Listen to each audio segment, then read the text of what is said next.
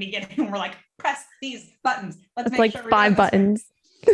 Have you ever had a experience in your podcasting career where you either like completely forgot to press record or you did something wrong and at the end of like an hour-long podcast you realize you do not have the podcast? Like, has that ever happened to you? Well, not that, but I have done, well, actually, this is a question. You're plugged into your microphone, right? Or no? Oh shit. That's what I was going to say. Is plugged into my microphone, but it was there way it over is. there.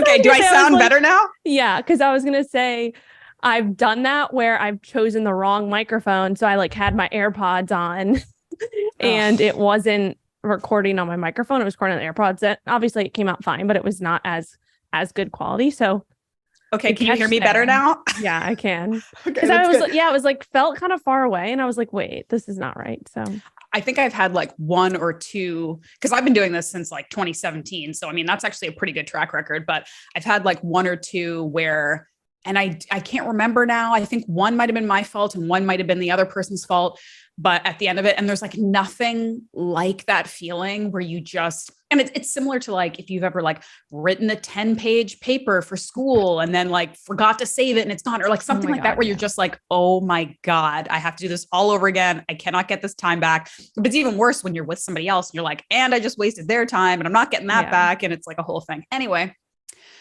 we're off to a great start. How are you? How's it going since we last chatted?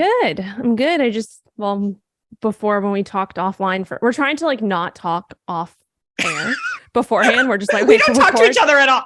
Yeah. We're just like, we have to press record whenever we're having a conversation. Yeah, basically. But I mentioned that I ran home from the gym to make it back in time. I love that. That's your cardio for the day. Yeah. Well, it wasn't really running. Like I can't really run right now, this is actually something to share. I've been having a flare up with my lower back, which has been super annoying. But I am not letting it get to me. I've been having to like kind of reduce some of my like a few lower body movements, mostly like hinging stuff. I can still squat totally fine, not barbell squat, but other types of squats. But the hinging stuff has been irritating me. So it's kind of annoying. From like an old sports injury? Yeah, back in like October of 2018, I injured it during CrossFit, of course. Yeah, we've all got an injured during CrossFit story. Let's be real. Yeah. Yeah. And so it's been like, it's just on and off. And when I do stuff like think that I can go out and run again, and I'm like, oh, this feels great for like a week. And I'm like, yay, I want to like pick up running again just because it's like enjoyable from like a mental standpoint. And then, the next week I can't walk. So it's annoying. It's funny too, how some of these like not devastating, like softer tissue injuries can be like the most long lasting and affecting your life, like nobody wants to break a bone or whatever, but like you get a clean break, you set that thing, you like baby it for a couple months and you're pretty much back to normal a lot of the times. But with these weird soft tissue, like strains and sprains or overwork or whatever, sometimes that stuff like really sticks with you. Like I've got this shoulder thing, right? Which is the whole reason why I'm doing all lower body stuff. And I'm like trying to reframe my brain into like liking leg day now. Cause I generally don't, but anyway, I am actually kind of enjoying it. Like it's fun to go and like lift heavier weights and stuff. But anyway, because my shoulder's messed up and part of it is from repetitive lifting of like a giant squirming kid. But part of it, I think is also an injury that I sustained during CrossFit, which was way long ago. It was like in 10 or something. But it's actually the other side because that injury was so gnarly and I went to PT and like really rehabbed it and paid a lot of attention to it. And I think the unfortunate side effect is that the other side kind of took on a lot of what this side wasn't doing. And so now this side's kind of the problem side. It's weird how that happens, but it's kind of like, and what do you do? Like I was even going to physio for this shoulder thing and it's sort of just like, you just kind of need to leave it alone. And I'm like, how am I going to do that? I can't not use it, Yeah. It's also interesting too. And I've learned a little bit more about this and I kind of got away because I did athletic training. Like that's what I got my undergrad in, which is like kind of like physical therapy, but a little bit different. But we always kind of learn that like, it's not actually the place that's hurting, like, or the symptoms around the place that's hurting. That is the issue. It's either above or below that. So like, for example, it's my lower back, but it's it's because of my hips, actually, not my back. My hips and my pelvis are a little bit out of alignment, things like that. I have a little bit of a hip hike that is causing some of the pressure to go on my other leg and like all this stuff. So, typically, and this is like with knee injuries, everybody's like, oh my God, like I hurt my knee, and it like the nagging stuff. Obviously, if you tore your ACL or something like that, that's a different story. But if you have like some nagging tendonitis, or like, you're like if your knee hurts around your quad, typically it's because it's something in your hip or something in your ankle. So like above or below, those are usually the culprits, and like kind of the always talking about, looking at the kind of root cause versus the symptom. So that's something that I've been paying attention to more. And that's been helping, like doing a lot of different kind of stretches and mobility for my hips and my shoulders, versus like focusing on, oh, how can I help, my lower back? So that's helped. And one thing for you too, that might be something to think about too, is like what shoulder is it? Your left shoulder. Left. And I'm left-handed. Okay. Do you carry your kid on your hip? Like yes, one hip? on my right side. Yeah. So if you're carrying on your right side, then your right side is dipping down, right? So inherently over probably the past year, you've had more strain on your right side, which is causing your left shoulder to probably come up a little bit and more traps ish. So that could be like, causing some imbalances there, and then you're compensating. So it's like all these things. That's actually really helpful. And I have I have ridiculously tight traps, and I am getting a massage next week. Hallelujah. So we'll see if that calms some things down. That will be very nice. Yeah. Yeah. Okay. So now that we're done talking about all of our injuries, have you made any delicious ice cream recipes yet? Oh my gosh. We still have not booked that podcast episode, but have you done anything different? Soon. Have I done anything different lately? I've been keeping it pretty simple. I've been using, and this is a great time to talk about our new sponsor, one of our new sponsors, Active Stacks.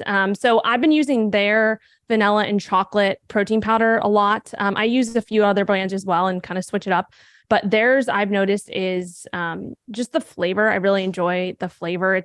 The ingredients are super clean, and we can kind of chat a little bit about why we brought them on as a sponsor. That was one of the reasons. So I've been using their, just making chocolate and vanilla really simple. And then adding just like different mix-ins. I've been playing around with, actually these, this sounds so weird, but they're, have you ever heard of the brand Love Grown? It's like a cereal brand. They're in like Sprouts and Whole Foods, but it's cereal, like Rice Krispies. The little things. Yeah. So they're called Comet Krispies, and they're chocolate, but they're made out of beans. So it's not made out of wheat, but it tastes exactly like Cocoa Crisps. Like Cocoa Crisps. Beans dessert. Okay. This is like trying to make cauliflower pizza. I know, but I'm telling you, I was like, I saw it probably like a year ago, and I don't eat, I try to keep that stuff out of the house, but with some of the mix-ins, I've just been playing around a little bit more and adding a little bit more spice into things, but it's Love Grown brand, and it's like fava beans and other beans that's made out of, and it legit tastes like and looks like Cocoa Krispies.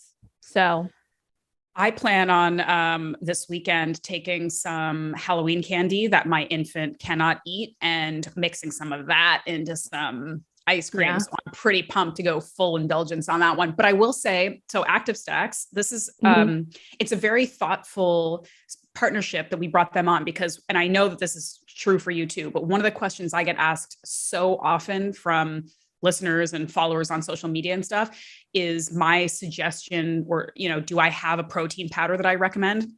And I've gone through personally phases where I used a lot of protein powder and then some where I hardly used any. And I'm kind of getting back into, because we'll talk about this too, maybe in another episode, but I'm like getting back into like fitness, Ashleigh, where before it was just sort of like, keep your shit together. You have a kid, Ashleigh. So I'm getting back into fitness, Ashleigh. I'm eating more protein powder. And so we're like, okay, what are some good companies that, we already use or that we like that, would want to partner with us and represent us. And also they have really good ingredients, like really good quality. And I think one of the cool things about this company, because you introduced them to me, is that their flavors are like natural ingredients, not that like quote unquote natural flavor ingredient that you see a lot of time that literally could mean anything, but actual like vanilla like bean, yeah. The plant vanilla. And so it's a lot more naturally flavored. And I know a lot of people, and especially women who still kind of are a little bit like protein powder is kind of broy. Like, do I actually want to incorporate that into my life? Like the vanilla flavor, for example, it doesn't taste like overpoweringly fake sweet vanilla. It has like a really natural flavor to it, which I really like. But can you, because you told me the whole thing, but you're smarter. Can you explain a little bit more about the like ingredients and like, because it's not technically, it's not like the same ingredients that a lot of people would see in like their whey protein or whatever. Yeah. Yeah. So it's made like the main ingredient, and this kind of sets it apart a little bit, is beef protein isolate. That's like the main protein ingredient. And then, you know, they only have chocolate and vanilla. I think the chocolate is just cocoa powder, obviously the beef isolate, and then a little bit of stevia. And then the vanilla is the same thing, but it has, instead of cocoa powder, it's vanilla bean powder and then a little bit of stevia, but it's like not overly sweet or anything like that. But yeah, so like, and this is when I've used them on and off for like the last 2 years ish. And it's really just because I think that the chocolate flavor tastes exactly like brownie batter when you like make ice cream, for example, which I've been doing. Yeah, it's literally like the best chocolate I've ever had, when like from a protein powders perspective. And so that's why I just enjoy using it. And so the amino acid profile is a little bit different than whey. So it's kind of like a middle-ish ground between collagen and whey. I would say it's more towards the collagen because it does have a very high amount of glycine. And that's what you want to be aware of, right? Like supplement companies make claims, and, you know, even there was a time where people were pushing beef protein powder and saying like, oh, this is it. Like, if you can't handle whey, you know, go for the beef protein. But we have to realize that typically beef protein powders out there are actually going to be more towards the spectrum of collagen, like the amino acids that are rich from collagen type powders versus whey. So that's just something to be aware of. You wouldn't want to, like, you know, with this particular protein powder, you want to completely replace like your normal protein servings of meat and stuff like that. But for me, for example, and for us, we kind of talked about this, like I get enough meat in throughout the day. Like I get enough of those amino acids that I usually just use protein powder as something to have like a treat, like a dessert. So I always, if I'm going to use protein powder, it's either in ice cream or I mix it in yogurt that already has, you know, a lot of protein in it anyway. But it's just adds flavor, adds a little bit more consistency. So that's how I use it. But yeah, so did I cover? Yeah. And I mean, I think it's also like, it doesn't have to just be like adding to your baking or desserts, which it totally can, but it's like, it's good for sort of muscle repair and stuff like that. Like it still serves purposes. It's just not like a total amino acid source the same way a piece of steak or chicken would be. So we just, again, with the transparency, this isn't like, don't replace all your meat with this protein powder. However, if you want to add some protein powder to your daily kind of routine and maybe like something you mix into your smoothie in the morning. And if you do, like you do a lot of like the ice cream yogurt stuff, I do a lot of the like, you know, paleo brownies or like baking, like add delicious sources of protein to all of these things. Cause why wouldn't you? It makes it more filling. It's like better for your body. It adds nutrition to something like a treat you're already going to eat. Anyway, we could talk about this forever. We don't have to, but Active Stacks, check them out. They're partnering with us and we appreciate those guys. Their products are great. So if you want to try them, our discount code for you is MSW10. And the website, I believe, is just activestacks.com, right? Yeah. Yep. Okay. And I think we'll link it in the show notes, maybe. Yep. Or, Yep. And one last thing to mention though, just to say this too, like clients who have used it, I have some people who are like sensitive to whey, some people who are sensitive to whey, and then they don't want to use plant-based protein because most plant-based proteins taste like crap. So this is kind of like a little bit of a middle ground there. So if you are in that boat, cool, highly recommend it. Okay, so onto the meat, no pun intended, or onto the candy of today's podcast episode. We're going to talk about something that Rachel posted in her stories recently, and turns out that people have some strong opinions, including myself. And that is the topic of intra, as in the middle of, workout fuel. And I think it would be best if you kind of intro this and maybe talk about like what you do and why you do it and when you think it makes sense. Sure. So I've experimented with this in the past, and I've gone through, we both do tons of different experiments. But lately I kind of brought this experiment back a little bit. So I've been experimenting with a little bit of intra-workout carbs on my lower body days. So when I'm doing, we just talked about this in the beginning, lower body days, leg days are typically way more taxing to the body, to the nervous system, way more nerve-wracking for some of us, like going into a gym session where it's all lower body versus upper body. I know for me, like, it's completely different mindset. Lower body tends to just be overall way harder, especially if you're pushing yourself to the intensity that you want. So after I kind of came out of my cut and my reverse diet, and come back at maintenance now, I have obviously more calories to work with in my day. And I started experimenting with adding a little bit of carbs during my workouts, during the lower body days. So this would be like once a week, maybe twice a week, depending if I want to use them or not. And I've been using just little like Sour Patch Kids. So either Sour Patch Kids or Swedish Fish. That's like my candy of choice. And the reason why I use candy and not like another type of intra-workout, there's tons of different supplements out there that are intra-workout supplements, things I've tried in the past, and some are, can be beneficial. But for me, it's like, if I'm going to have some straight up sugar during my workout, like, I want to enjoy that shit. Like, plain and simple. Would you choose Sour Patch over like a peanut butter cup? Or is it just like, it's candy's a little bit more easy? Like, it's not melting, it's not getting chocolate all over you. Or do you actually pick it because you prefer it? This is I'm just interested in your preferences. It's a great question. So peanut butter cups are like my favorite, like that's like one of my favorite candies. Thank God we agree on that one. Yes. But I picked the Sour Patch because there's something about the sourness and like not the sweet, and not like, it is a little bit sweet, but not like the indulgent part of it, if that makes any sense. Like for me, eating a Reese, even if it's just like one Reese's cup during a workout, like it just doesn't sound or feel good. Makes sense, yeah. Right? I don't know. But the Sour Patch or like the Swedish Fish, it just goes down a lot easier. And it's kind of like I don't know, I like that gummy feeling like in my mouth when I'm chewing it. So yeah, I've been experimenting with it, and it's obviously around Halloween. So they have like those little mini packs that are kind of perfect size, honestly. If you don't get the mini packs, like I just do like I'll do about 15 to 20 grams of carbs, like sometimes 30, depends on like, where I'm at with that. But it's been interesting. I've noticed, and I've only been experimenting, recently for the past, I would say, month or so, but every time that I've done it, I've incorporated it like when I'm during a hard set, whether it's like, an RDL, squats, some type of like heavy compound in the beginning to middle of my workout. I'll have like I'll have a few of those just like during rest. And I've noticed that I feel a little bit more energy, and in the sense of like more intensity, like I can kind of push an extra rep that, I may have not been able to.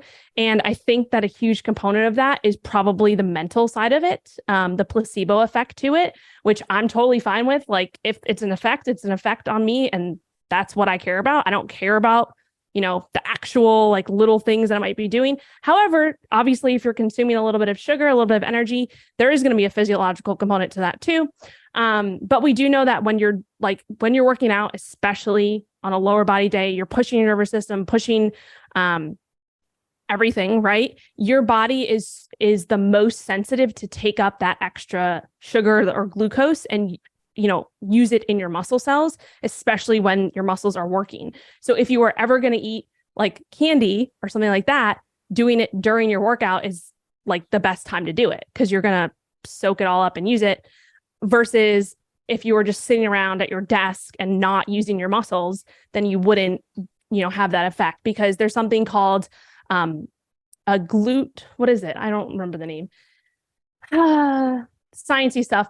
It's basically a transporter in your body that is independent and does not need insulin to secrete it. So it's within your muscle cells. So when your muscle cells are pumping, when there's blood flow happening, it can basically soak up that glucose, like I mentioned, independent of insulin, which is really cool, right? So anyway, I'm now rambling on about this, but yeah, I've just been experimenting. I it's not something that I'm like, you have to do this or it's absolutely necessary to get a good workout in. Totally not the case. But if you're someone who has a little bit of extra carbs to work with, if you're feeling like, especially on leg days, you get kind of really in your head and you're like, maybe I can use a little bit of a boost. It's a potential option. And I have seen, just from recommending it the past few weeks in my group coaching membership, the Flex Fam, a few of the ladies have done it and they're like, wow, I got like it made such a difference. And again, I think there is a huge mental component to it, but who knows? So yeah, that's my current experience with intra-workout carbs. What do you think? I love like the visualization of you like sitting on a bench and like mentally prepping yourself for like some like heavy thing you don't want to do and just being like, okay, let me get the candy and like pulling out like a little mini bag of like Sour Patch. I love that visual. I mean, I actually never sit down during my sets, to be honest. And that's a whole other thing. Yeah, we can talk about that. But I guess you got to write a note on that one. No, I mean, I guess I disagree with this less than I thought I would initially when you like posted it and I was like, I never do this, whatever. I knew it.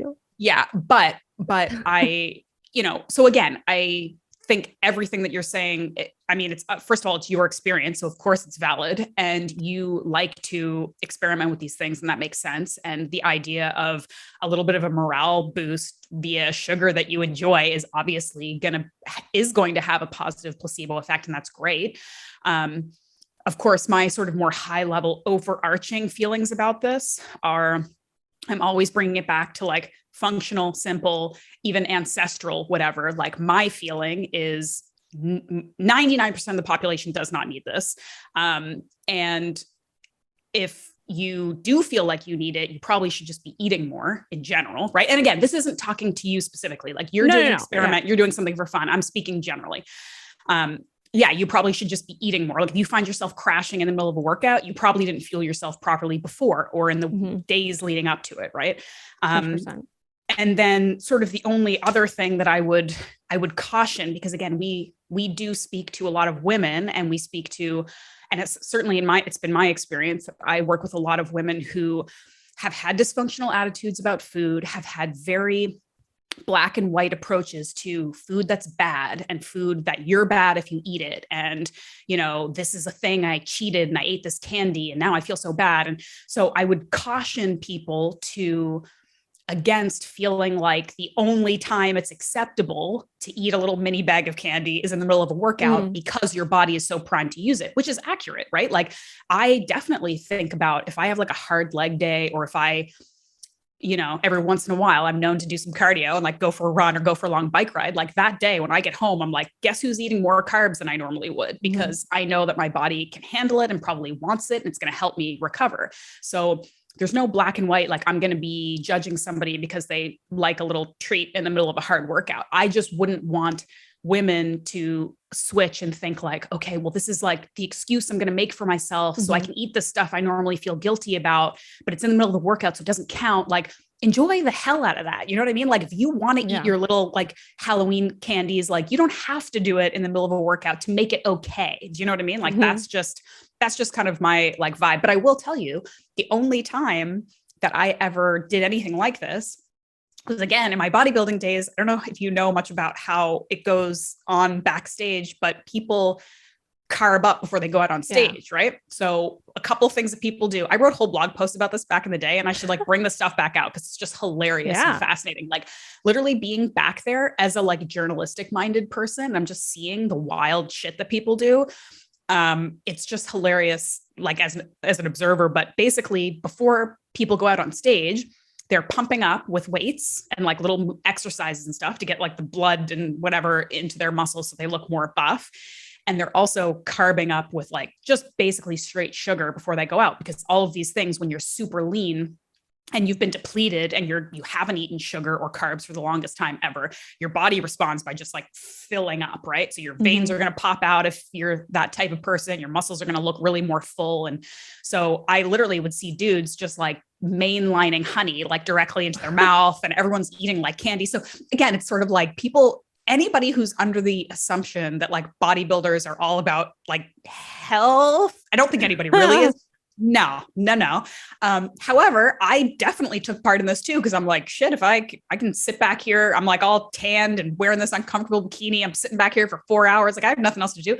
I'm going to eat some treats before I go out there.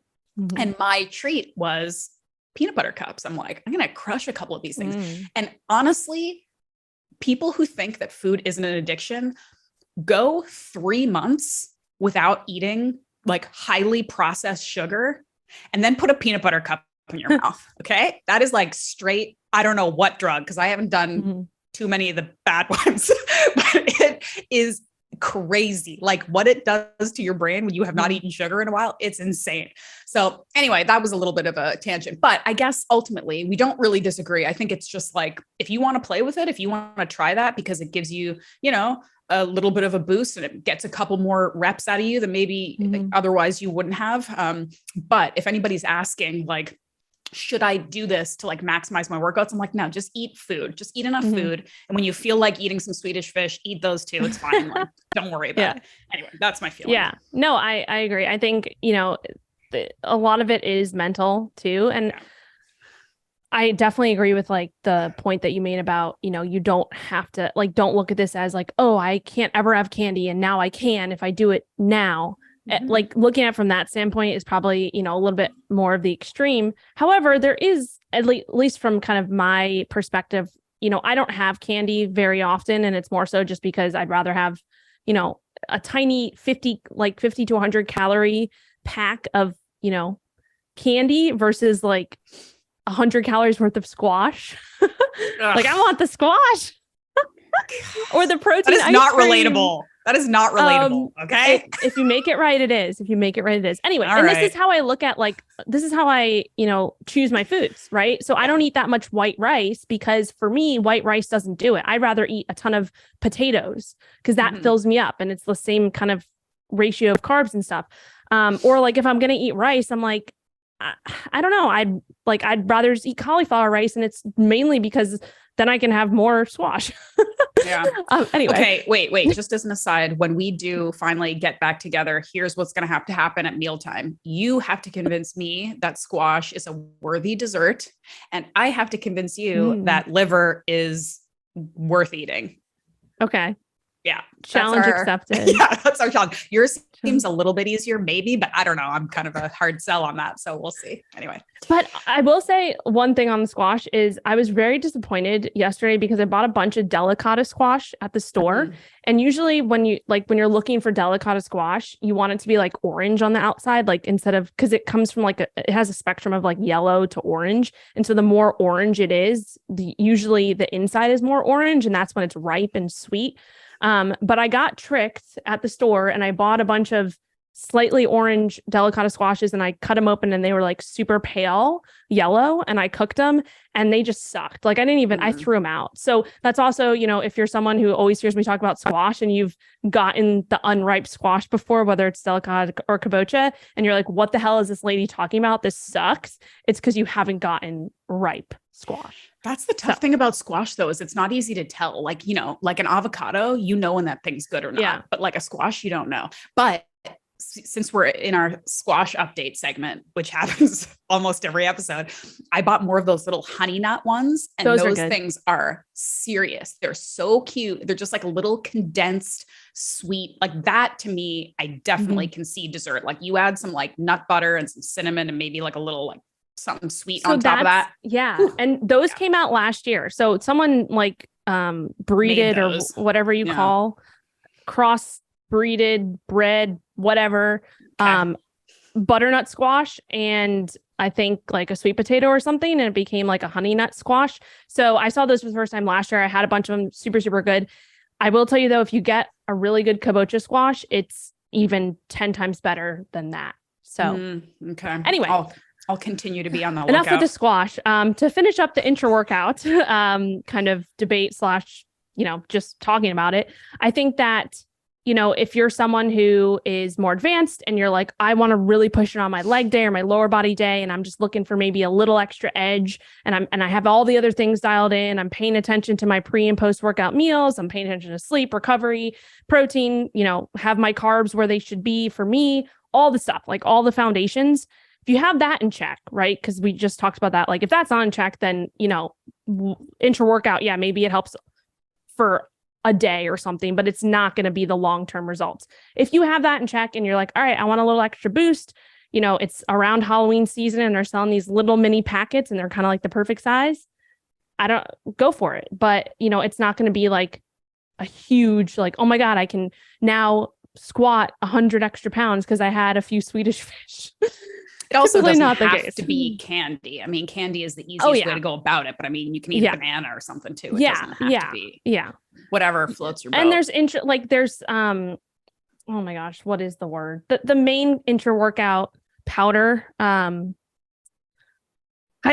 branched cyclic dextrin. So that's like it's whatever. It's an intra-workout powder that does have a lot of research behind it. When I say a lot, it has some research behind it as a source of energy during your workout. But again, like for me, it's like if I'm going to have that, I'm just going to eat the candy because that's so much more enjoyable than drinking like a powdered water thing. So, or you could drink iced coffee like your girl. Or you could do that. It's caffeine. It's cold. It'll wake you right up. Okay. Also, last thing, salt. So the Sour Patch actually has sodium in it too. And that's another part that I personally choose and probably another reason also I choose that over the Reese's peanut butter cups is because it has that saltiness too, the sour saltiness, which we know that salt is beneficial, especially during and before workout because it helps with blood flow, pump, all that stuff. So that's another potential benefit. Or, you could just have some salt, which I do keep like one of those mini salt shakers in my gym bag at all times, because sometimes like having an electrolyte imbalance can absolutely affect your workout. And you could, like, if you just had a quarter teaspoon of salt before your workout and you've never done that before, pay attention because you'll have a much better pump, helps with blood flow, all that jazz. So that's why I always bring elements with me too. It's it just makes me drink water and then you get the electrolytes and the sodium and stuff. So it's great. Yeah. You could make gummies out of those too. I've done that before. Me too. Like you can make your own. Yeah. You got to be careful though, because unless you like your gummies like real salty, you need to be right with the amounts. Cause I made one time and it was like literally like, I don't know, like Sour Patch Candy times 10. You're like, that's a bit salty. Anyway, do you think we're good for this episode? Yeah, I think we're good. Do we want to mention our other sponsor? Our other sponsor who is amazing that I don't know if you guys saw recently. I have just been taking up my meat lovers diet plan up a notch. I'm now just literally sprinkling powdered liver onto all of my meats because why the hell not? Optimal Carnivore. So that's, and a lot of people, they buy Optimal Carnivore or products like this, which are powdered, desiccated organs in pill form. They buy it so they don't have to taste it. They can just swallow it in a pill, and that's great. But there are people in your family that maybe don't want to swallow a pill. There are children who maybe could benefit from these supplements if you're not giving them pills. Like, my kid, he doesn't notice. I'm putting powdered liver on literally everything he eats. He doesn't know. So that's it's like hiding trick. Your veggie. Like it's like you like puree your veggies and put them into like the mac and cheese. That's like I've seen that before. It's 100%. The same thing with that is a really good tip. Listen, whatever works. There you go. And I will be putting it in a future ice cream recipe. So stay tuned. But yes, so Optimal Carnivore, they're awesome. I prefer, like, if I'm going to recommend it, I will tell people to go with their just grass-fed organ complex because it's literally all the organs. So you're getting like the whole gamut. They also have liver. They have a brain complex that includes brain as well as, I believe there's lion's mane in there. A couple other things. So they've got a bunch of different formulas, but if you want to go kind of learn more about it, go to their Amazon storefront, which is just amazon.com/optimal carnivore. And our discount code is MuscleSci. And that's all in the show notes. You can check it out. Those guys are awesome. Thank you for making this podcast happen. And we're getting out of here. Yeah. Go eat some candy. Okay. Bye.